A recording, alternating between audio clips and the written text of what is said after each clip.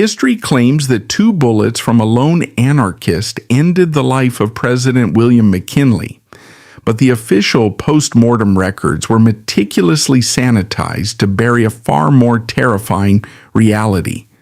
The president was not killed by the assassin's weapon, but by the calculated negligence and unwashed bare hands of his own surgeons. By deliberately refusing to use available X-ray technology to locate the bullet, these doctors transformed a simple operating table into a flawless execution chamber.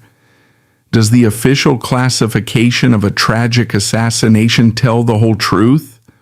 Or does the evidence point to a chilling, cold-blooded medical cover-up that quietly allowed a leader to rot from the inside out?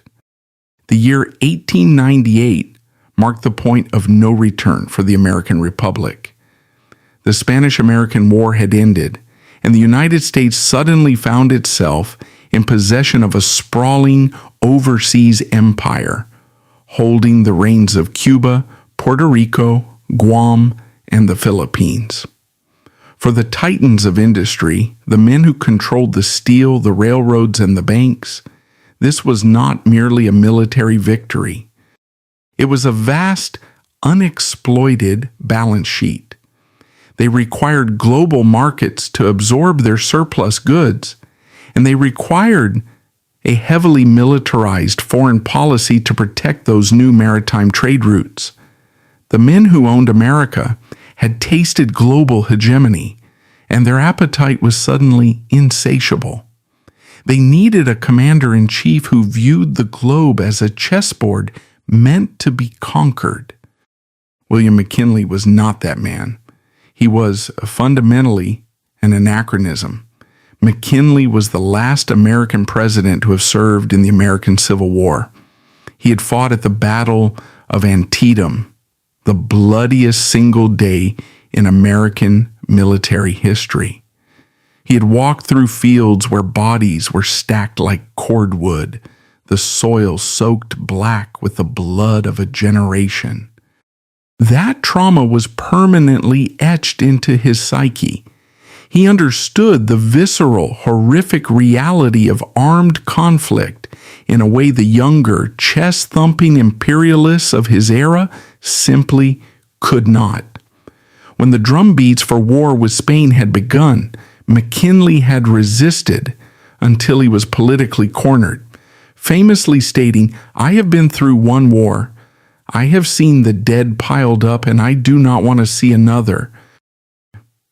This deep-seated psychological aversion to bloodshed created a fatal, irreconcilable friction between the Oval Office and the shadow establishment. By 1899 and into 1900, the Philippine-American War was raging, turning into a brutal, protracted quagmire.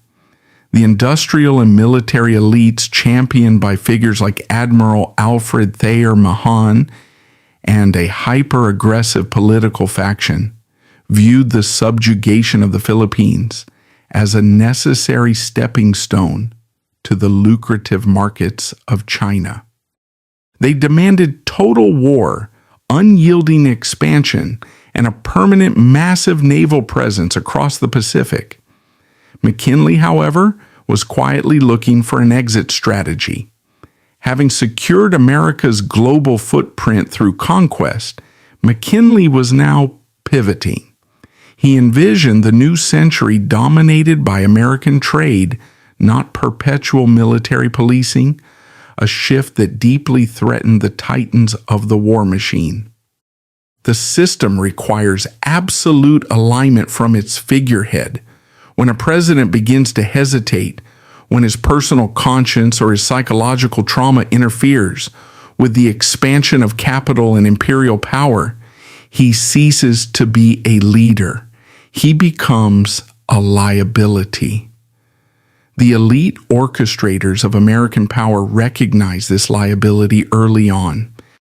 For the shadow establishment, a commander-in-chief attempting to pivot from military conquest to peaceful commercial treaties was a catastrophic liability. They needed a relentless hawk to maintain the lucrative drums of war. They needed a hawk.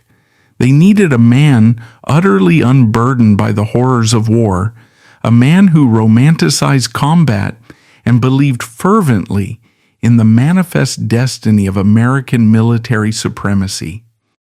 They had exactly such a man available, Theodore Roosevelt. Roosevelt was the antithesis of McKinley. He was bombastic, fiercely imperialistic, and viewed war as a necessary, almost spiritual cleansing of the national character. During the Republican National Convention of 1900, a highly orchestrated political maneuver took place. Roosevelt was forced onto the ticket as McKinley's vice president. The traditional historical narrative claims this was done by New York political bosses, simply to get Roosevelt out of their state, burying him in a powerless office. But the true power brokers in Washington understood the deeper geometry of this move.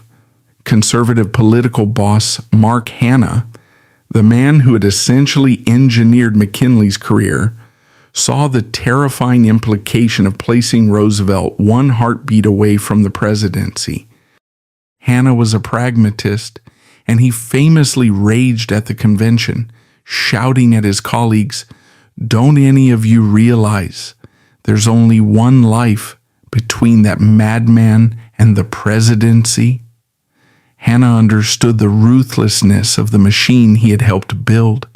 He knew that by placing a rabid imperialist in the vice presidency, they had effectively painted a target on McKinley's back.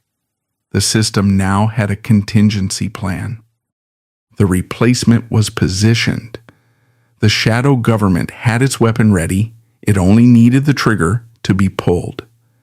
As the calendar turned to the summer of 1901, McKinley's internal pivot away from imperialism became public, sealing his fate.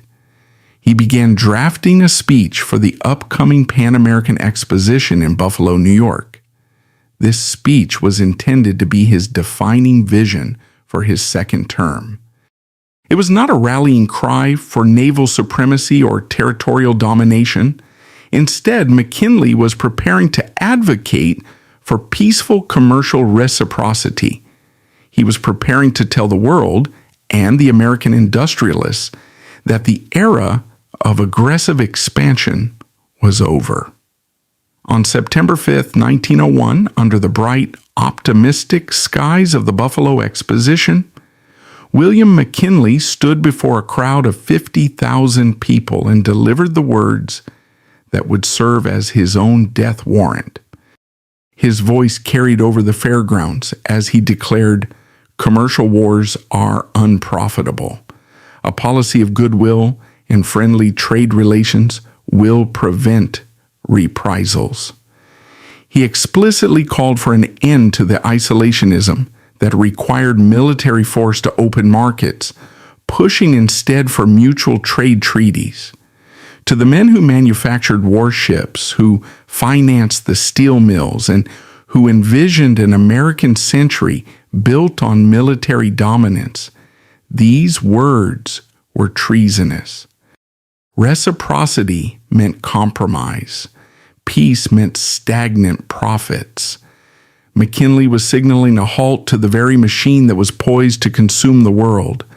By signaling a halt to the military-industrial expansion, the president had made his intentions clear, and in doing so, he inadvertently activated the dormant, lethal protocols of the elite. A man who stands in front of a speeding train and asks it to stop does not change the direction of the train. He is simply obliterated by it. As the sun set on September 5th, the speeches concluded and the crowds dispersed to marvel at the electric lights illuminating the exposition. William McKinley retired to his quarters, entirely unaware that his presidency and his life had only hours remaining. He believed he was the most powerful man in the world, protected by the full weight of the American government. He did not realize that the government no longer belonged to him. The invisible contract had been signed. The transition of power had been authorized. All that remained was the grim mechanical execution of the act itself.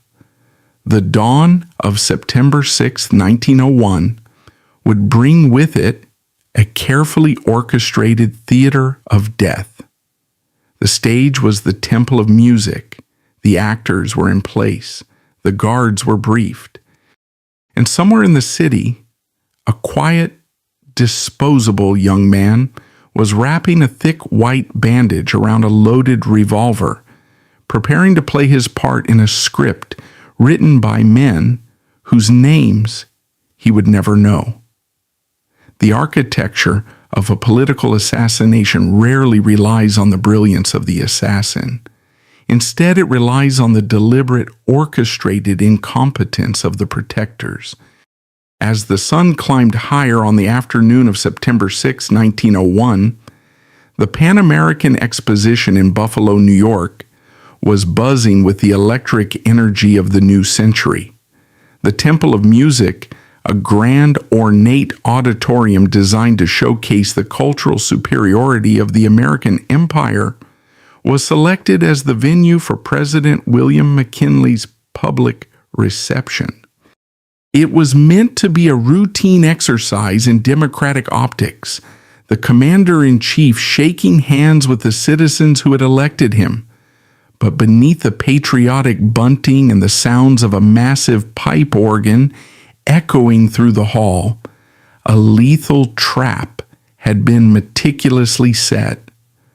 To comprehend the sheer impossibility of what occurred that afternoon, one must first examine the security apparatus surrounding the president. George Cortelyou, McKinley's fiercely loyal personal secretary, had a visceral premonition of danger. He had twice attempted to cancel this specific public reception, citing the uncontrollable nature of large crowds and the rising tide of global anarchist violence. Cortelyou had recently witnessed the assassination of King Umberto I of Italy, and he knew that heads of state were active targets. But McKinley, clinging to a bygone era of accessible politics, overruled him. Forced to proceed, Cortelyou assembled a security detail that should have made the president untouchable. The perimeter and interior of the Temple of Music were fortified by a multi-layered phalanx of protection. There were Buffalo City police officers managing the crowd control. There were highly trained plainclothes detectives stationed specifically to scan the faces and body language of the approaching public. There were soldiers from the elite United States artillery standing at attention and forming the innermost ring, flanking the president shoulder to shoulder, were 3 seasoned Secret Service agents, including George Foster, a man whose sole professional existence was dedicated to preserving the life of the president. In total, over 50 armed, trained men were tasked with creating an impenetrable shield around William McKinley. The fundamental non-negotiable rule of close quarters VIP protection is universally understood by anyone who has ever worn a badge. Watch the hands. A human being cannot detonate a bomb, swing a blade, or fire a weapon without using their hands. In a security line, any individual with a concealed hand, a hand thrust deep into a pocket, or a hand wrapped in an obscuring material is immediately classified as a top-tier lethal threat. They are pulled from the line, isolated, and searched. This is not advanced tactical theory. It is the absolute baseline of physical security. As the doors of the Temple of Music opened and the public began to file in, the heat inside the auditorium was stifling. To cope with the sweltering temperature, many citizens approached the president holding white linen handkerchiefs. using them to wipe the sweat from their brows before shaking his hand. This sea of waving white cloth provided a convenient visual noise, but one man in the line was not holding a handkerchief. Leon Czolgosz, a 28-year-old former steelworker, shuffled forward in the queue. His demeanor was quiet, his eyes averted. But the anomaly he presented to the world was glaring, obvious, and impossible to miss. His entire right hand and wrist were heavily, tightly bound in a pristine, bulky white medical bandage. Inside that gauze, tightly gripped by his sweating fingers, was a fully loaded .32 caliber Iver Johnson revolver. Imagine the spatial reality of this moment. Czolgosz is walking down an aisle flanked by artillerymen. He passes the plainclothes detectives. He steps within inches of the Secret Service agents. Every single one of these trained professionals is looking at the crowd. Every single one of them is trained to identify concealed threats. A man with his dominant hand entirely wrapped in a thick, rigid bandage, a bandage that does not flex, a bandage that clearly conceals a heavy object, is walking directly toward the President of the United States. Yet not a single officer steps forward.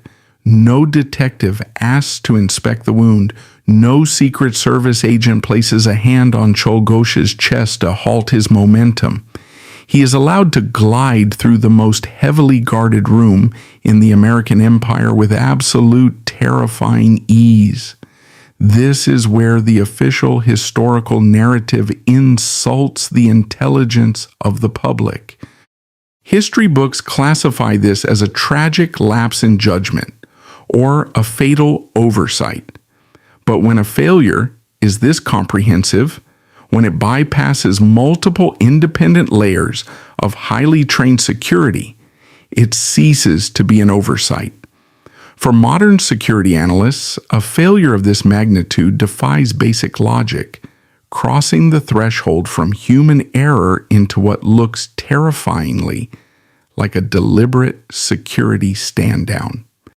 A security stand-down in the context of state-sponsored assassination does not require a written memo or a shouted order from a conspirator. It requires the quiet, strategic placement of the right people in the right positions and the unspoken directive to simply lower the threshold of intervention. It relies on the psychological phenomenon of diffusion of responsibility. If no one else is stopping the man with the bandage, he must have already been cleared. But more deeply, it points to a systemic atmospheric shift.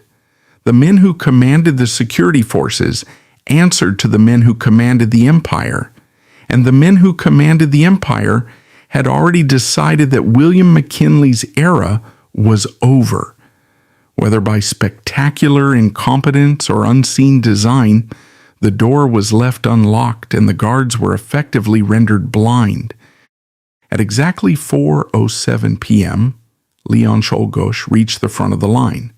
President McKinley, a man whose defining political flaw was his profound, naive empathy, looked at the young man standing before him. McKinley saw the heavily bandaged right hand. Instead of feeling alarm, the president felt pity. Assuming the man was severely injured and unable to offer a traditional handshake, McKinley graciously reached out with his own left hand to clasp Czolgosz's uninjured left hand. It was an intimate, devastating betrayal of human decency. As the president's fingers touched his, Czolgosz raised his bandaged right arm, pressing it directly against McKinley's chest. Two deafening cracks shattered the hum of the temple of music. The muzzle flashes burned through the white gauze, igniting the fabric and scorching the president's white vest. The first bullet struck the button of McKinley's coat, deflected off his sternum, and caused a superficial flesh wound. But the second bullet was fired with lethal precision. It tore directly into the president's abdomen, piercing his stomach, damaging his kidneys, and embedding itself deep into the muscles of his back. McKinley staggered backward, his face draining of color, falling into the arms of his horrified aides. He looked down at the blood blooming across his pristine white shirt, murmuring, he didn't know, poor fellow, what he was doing. Even in the moment of his own murder, McKinley clung to his compassionate worldview. But the immediate aftermath of the gunfire reveals the final damning piece of evidence regarding the security stand-down. When the shots rang out, the Secret Service agents and the Buffalo Police did not instantly neutralize the threat. They were momentarily paralyzed by the very reality they had allowed to unfold. The man who actually stopped Leon Czolgosz from firing a third, potentially instantly fatal shot into the president's head was not a highly trained federal agent. It was a civilian. James Big Jim Parker, a towering black waiter who had been standing in line behind Czolgosz, reacted with the pure, unhesitating instinct that the security forces lacked. Parker violently tackled the assassin, striking him in the face and knocking the burning revolver from his bandaged hand. It was only after this civilian had subdued the threat that the Secret Service and the military guards swarmed the assassin, beating him savagely in a chaotic scrum. The psychological implications of this moment are profound. The system had stepped aside to let the assassin strike, and it was only the unpredictable intervention of an ordinary citizen that prevented a total point-blank execution. As McKinley was carried out of the Temple of Music, bleeding and slipping into shock, the first phase of the elite contract had been fulfilled. The president had been successfully removed from the political chessboard. But a bullet in the abdomen in 1901 was not necessarily a death sentence. The body of William McKinley was still fighting to survive. The shadow establishment had successfully breached the physical security perimeter, but now they faced a different challenge: to ensure that Theodore Roosevelt ascended to the presidency, to ensure that the American empire could march forward into a century of war. The president could not be allowed to recover. The battlefield now shifted from the chaotic floor of the Temple of Music to the sterile, terrifyingly quiet confines of the operating room. The assassins with guns had done their part. It was now time for the assassins with scalpels to finish the job. The Pan American Exposition was designed to be a monument to human supremacy, a dazzling city of electricity and progress. Yet, when the commander-in-chief of the American Armed Forces was struck down within its walls, he was not taken to a state-of-the-art medical facility. He was dragged into an emergency hospital that was, for all practical purposes, a glorified first aid tent. The contrast between the technological majesty of the exposition and the primitive butchery that took place inside that tent is where the narrative shifts from a failure of security to a terrifying display of medical complicity. When President William McKinley arrived at the operating table, the lighting was so abysmal that the medical staff had to hold up a metal pan to reflect the fading afternoon sunlight onto his bleeding torso. This was the environment in which the life of the most powerful man on earth was to be saved. But the true horror of this scene is not rooted in what the doctors did not have. It is rooted in what they actively refused to use: A few hundred yards away, sitting as a centerpiece of the exposition's scientific achievements, was a fully operational X-ray machine. Thomas Edison himself had sent it. It was the absolute pinnacle of modern medical technology, designed specifically to peer through human flesh and locate foreign objects with pinpoint accuracy. When a junior medical staff member logically suggested bringing the machine over to locate the bullet buried deep inside the president's abdomen, the senior surgeons flatly refused. They argued it might take too long to set up. They claimed the side effects were unknown. In the critical window between life and death, the men in charge actively chose blindness over science. The lead surgeon to arrive on the scene was Dr. Matthew Mann. He was a prominent, highly respected gynecologist. He had virtually zero experience dealing with traumatic, deep tissue abdominal gunshot wounds. Instead of utilizing the X-ray to map the bullet's trajectory, Dr. Mann made a decision that effectively sealed McKinley's fate. By 1901, the principles of sterilization, antisepsis, and the lethal dangers of bacteria were already globally recognized medical doctrine. Dr. Joseph Lister's pioneering work on sterile surgery was standard knowledge. Yet Dr. Mann removed his coat, rolled up his sleeves, and plunged his bare, unwashed fingers directly into the president's open abdominal wound. He groped blindly in the dark for the bullet. He widened the wound, tearing through muscle and fat with unsanitized hands. He found nothing. The bullet had lodged deep into the back muscles, entirely out of reach of his probing fingers.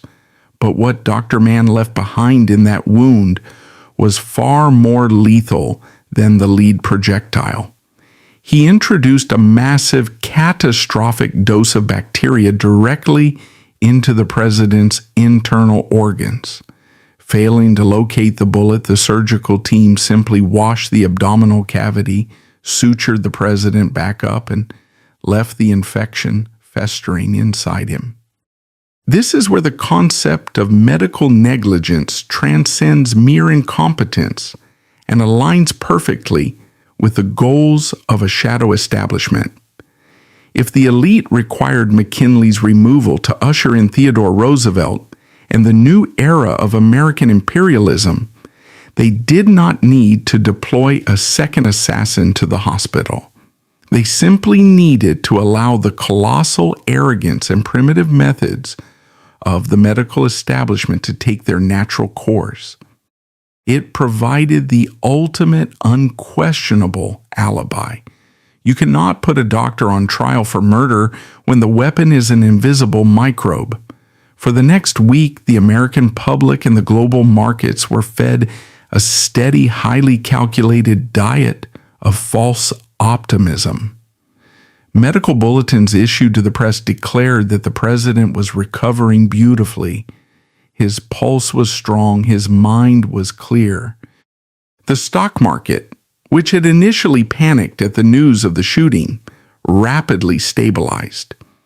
The illusion of recovery was so perfectly managed that Vice President Theodore Roosevelt was informed it was entirely safe to leave Buffalo. He traveled to the remote Adirondack Mountains for a hiking trip, projecting an image of absolute national stability. But underneath the fresh white bandages, the reality was grotesque. Gangrene was quietly, ruthlessly devouring McKinley's internal organs along the bullet's track. His pancreas was in a state of advanced necrosis. The president's body was rotting from the inside out, while the newspapers printed headlines of his imminent return to Washington. On September 13th, the carefully constructed facade collapsed. The infection overwhelmed McKinley's system. He went into rapid systemic shock, his heart failing as sepsis flooded his bloodstream.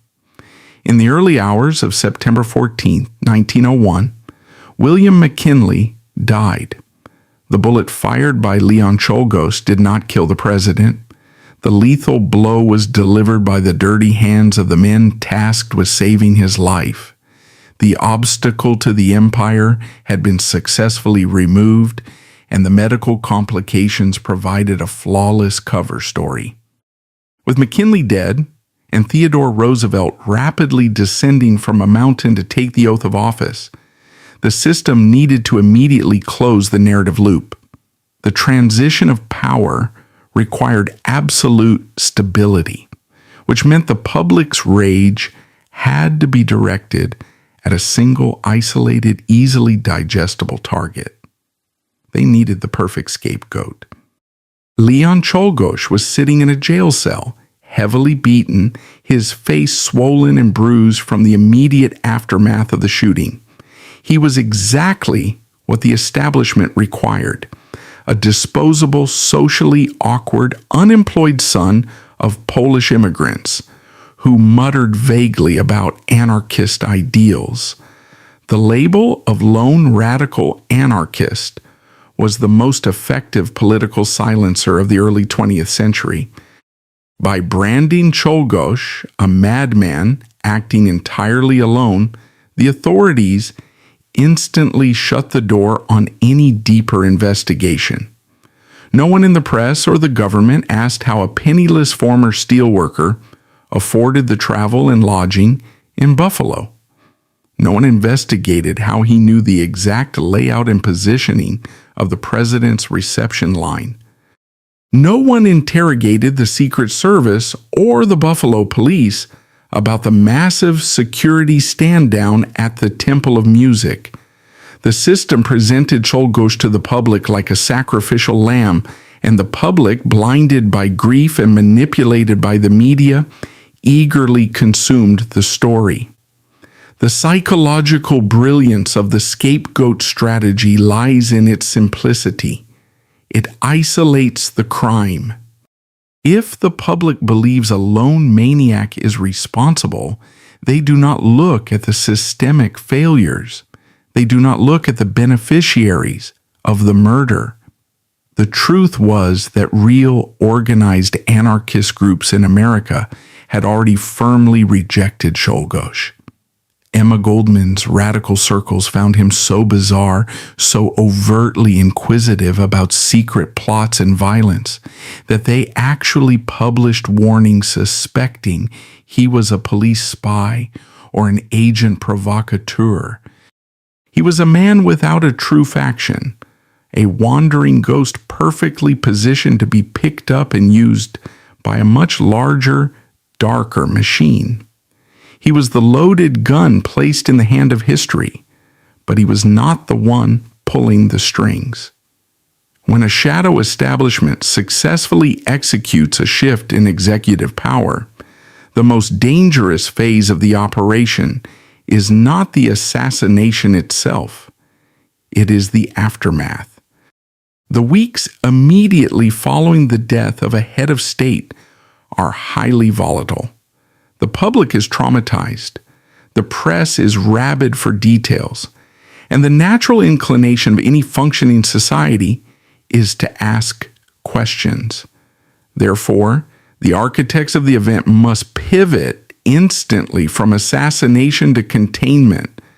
They must construct a legal and narrative fortress so imposing that no investigative journalist, no dissenting politician, and no curious citizen can breach it.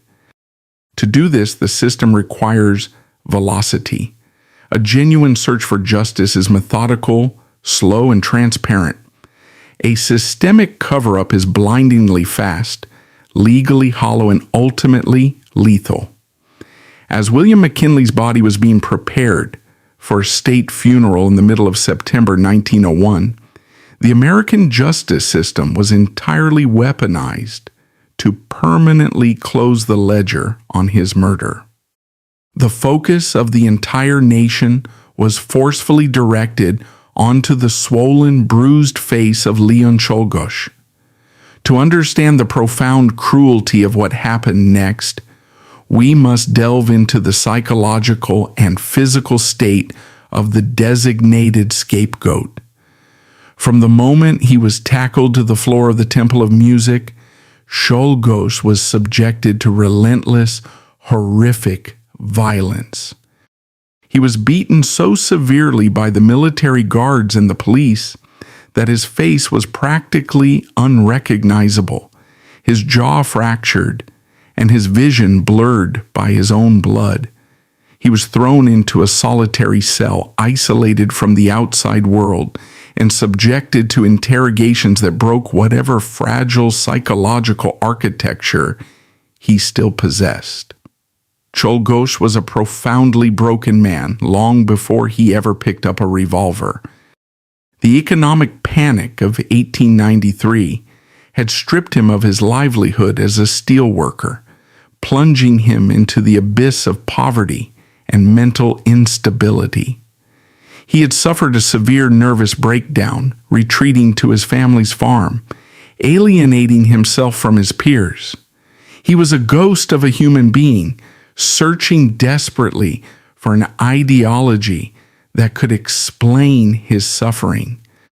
He gravitated toward anarchism, but as historical records reveal, he was so socially inept and overtly suspicious that the anarchist community rejected him entirely, fearing he was a government spy. This total alienation is exactly what makes the perfect patsy. A man with friends, with political backing, or with a sharp, coherent mind is a liability because he can articulate a defense. He can point fingers. He can expose the people who facilitated his movements, the people who provided the funds for his travel to Buffalo, or the invisible hands that ordered the security detail to stand down. But a broken, mute, friendless man, he absorbs the narrative assigned to him like a sponge. On September 23, 1901, a mere 9 days after President McKinley's last breath, the state of New York brought Leon Czolgosz to trial. It was not a trial, it was a highly choreographed judicial pantomime designed to provide the illusion of due process while sprinting toward an execution. The court appointed 2 prominent retired judges to defend him, Lorraine L. Lewis and Robert C. Titus. Their performance remains one of the most disgraceful derelictions of legal duty in American history. They did not request a delay to prepare a defense. They did not request a change of venue despite the jury pool being drawn from a city screaming for the defendant's blood. They did not commission a psychiatric evaluation to determine if Czolgosz was even legally sane enough to stand trial. During the incredibly brief proceedings, the defense attorneys called exactly 0 witnesses to the stand. They barely cross-examined the prosecution's witnesses. They did not question the colossal, unprecedented security failures at the Pan American Exposition. They did not interrogate the medical staff, whose catastrophic disregard for basic surgical protocols guaranteed the president's agonizing death by infection. Instead, when it came time for closing arguments, Lorraine Lewis stood before the jury and essentially apologized for having to represent the man sitting next to him. He spent more time eulogizing the dead president than he did defending his client's life. The trial lasted a total of 8.5 hours over 2 days. The jury, perfectly understanding the assignment the state had given them, retreated to deliberate. They returned in exactly 34 minutes. The verdict was guilty. The sentence was death by electrocution. There would be no appeals. There would be no stays of execution. The system had successfully funneled the entirety of the blame into a single disposable vessel, and now that vessel had to be destroyed. This brings us to the chilling mechanical efficiency of the execution chamber and the role of the electric chair as a state-sponsored cleaner. On October 29, 1901, just 45 days after McKinley died, Leon Czolgosz was strapped into the electric chair at Auburn Prison. The speed of this execution is staggering. It guaranteed that Czolgosz would never have the time in a prison cell to rethink his confession, to realize he had been used, or to write memoirs that might expose the gaping holes in the official story. The electric chair was not merely an instrument of justice. It was an instrument of absolute, irreversible silence. As the switch was thrown, 1,700 volts of electricity surged through Czolgosz's body. The current boiled his blood, stopped his heart, and fried his neural pathways, permanently obliterating the only brain that held the truth of how a penniless outcast managed to walk untouched through a wall of Secret Service agents. But for the men who orchestrated the dawn of the new American empire, execution was not enough. A corpse can be exhumed. A corpse can be autopsied. A corpse can, decades later, yield forensic secrets. To ensure absolute containment, the physical evidence of Leon Czolgosz's existence had to be eradicated from the earth. What happened next is the darkest, most terrifying footnote of the entire Buffalo assassination file. After the prison doctors pronounced him dead, Czolgosz's body was not handed over to his family. It was placed into a standard wooden pine coffin. The prison authorities then brought in heavy glass carboys filled with concentrated sulfuric acid. They poured the acid directly into the coffin, completely submerging the corpse. The coffin was sealed and lowered into the ground. Within 12 hours, the corrosive chemical reaction completely dissolved the flesh, the internal organs, the bones, and the teeth. Leon Czolgosz was reduced to a pool of toxic liquid. The official justification provided to the press was that the acid was used to prevent anarchist sympathizers from digging up the body and turning his grave into a political shrine. But to anyone who understands the ruthless calculus of a shadow establishment, the use of acid sends a completely different, unmistakable message. You do not dissolve a lone, deranged madman. You dissolve a liability. You dissolve the physical proof of a conspiracy. By melting the assassin, the state ensured that the narrative could never be forensically challenged. The cleanup was now complete. The blood on the floor of the Temple of Music had been scrubbed clean. The president who hesitated at the brink of empire was buried with full state honors. The patsy who pulled the trigger was a puddle of acid in the soil of an upstate New York prison. The board was perfectly, immaculately clear. The silence that fell over the country in the winter of 1901 was the silence of a completed transaction. The old guard was dead. The door to the Oval Office swung open, and stepping into the presidency was a man who had not been elected to the position, but who had been carefully, strategically positioned to inherit it. Theodore Roosevelt was now the commander-in-chief. The era of hesitation was permanently over. The American military-industrial complex had officially taken the wheel, and the globe was about to be reshaped by the aggressive, unapologetic force of an empire that had just proven it was willing to kill its own leader to get what it wanted.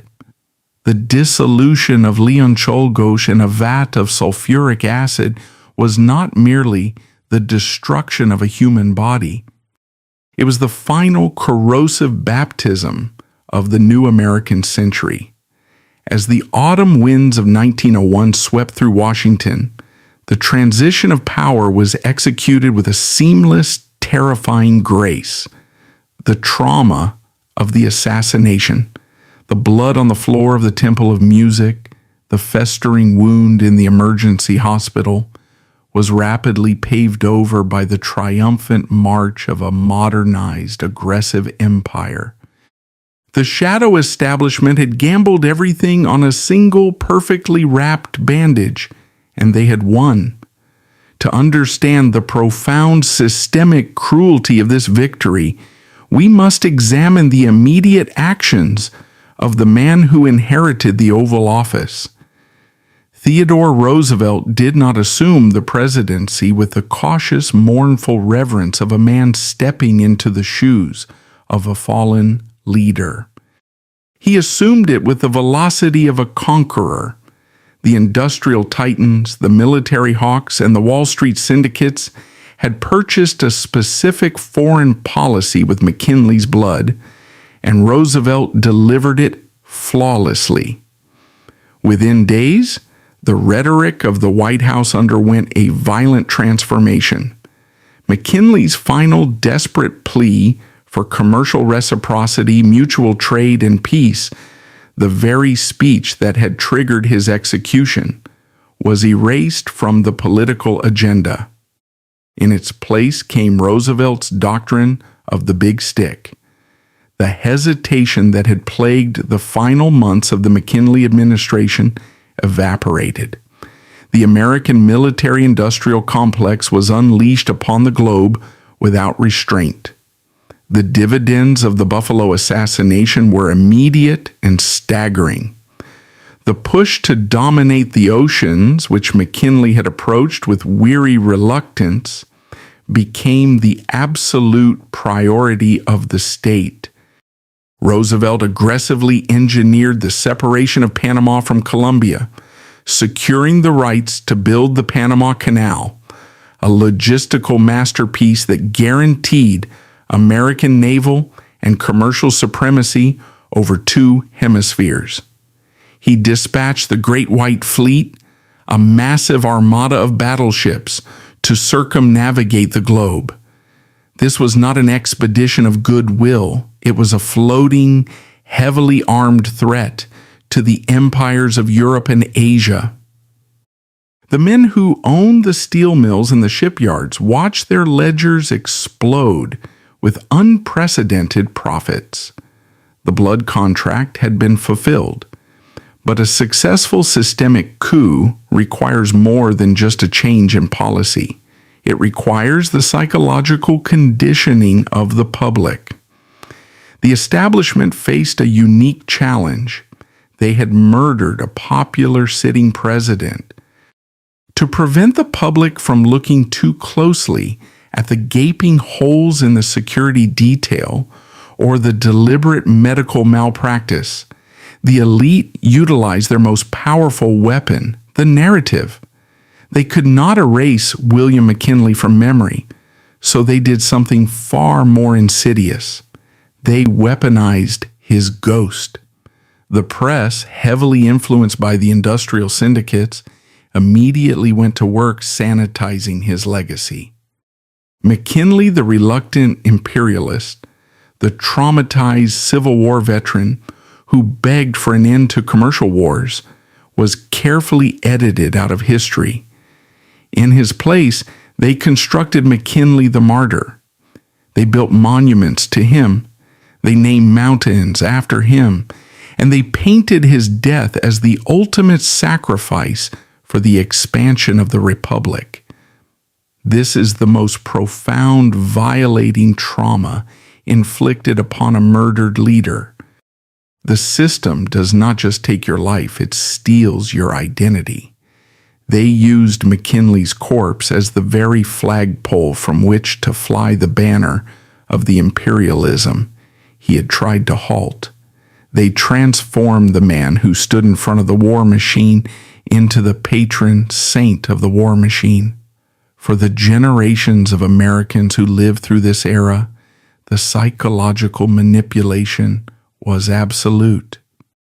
They mourned a president, entirely unaware that their grief was being harnessed to fuel a global conquest that the president himself had opposed. When we analyze the root cause of this ruthlessness, we must discard the idea of personal malice. The men who orchestrated the events in Buffalo did not necessarily hate William McKinley. The cruelty of the system is not emotional, it is mathematical. In the highest echelons of power, human lives, even the life of a president, are simply variables in an equation of capital and control. By 1901, the American economic engine had grown too massive to be contained within its own borders. It required infinite expansion. It required foreign resources, captive markets, and the military force to secure them. When McKinley's conscience became a variable that slowed down that expansion, the equation had to be corrected. The system is brutal because it is a machine, and a machine does not feel pity when it crushes a gear that refuses to turn. This chilling reality is the true legacy of the Buffalo assassination. It served as the foundational blueprint for the dark mechanics of 20th century power.